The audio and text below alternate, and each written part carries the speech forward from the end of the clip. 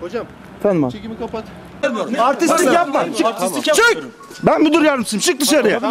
Tamam. Çık. Görevinizi alın. Vakti geldiğinde yapacaksın. Buradan yap. Bekleyin. Buradan yap. Biz daha sonra Buradan öteye bekleyin. geçmeyeceksin. Bekleyin. Şuraya çevik çek. Tamam mı? Veli. Buradan öteye geçmeyeceksin. Şuraya çevik de hat oluştur. Hat oluştur şuraya. Hat oluştur şuraya. Gelin dur.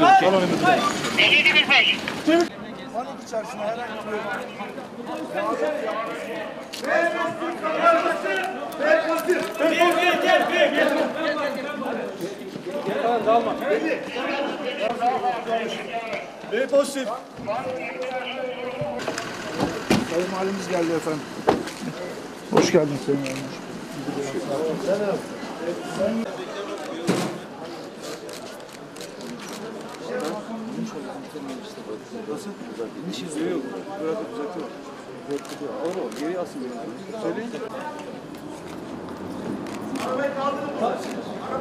Sıfır mı?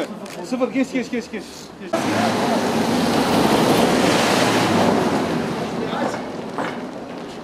Arkadaşım görün mü? Görün ya.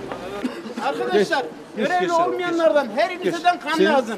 Polis arkadaşlardan kan vermek isteyen varsa kan ünitesine gelsin. Vatandaştan da olabilir.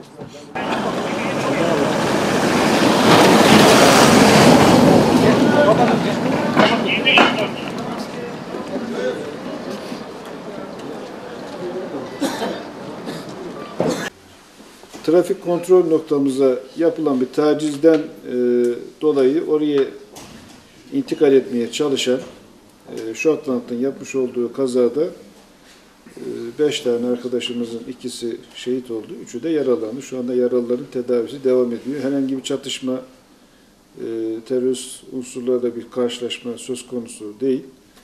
Sadece bir taciz ateşi söz konusu. Yaralılarımızın tedavisiyle de hastanede şu anda ilgileniyoruz.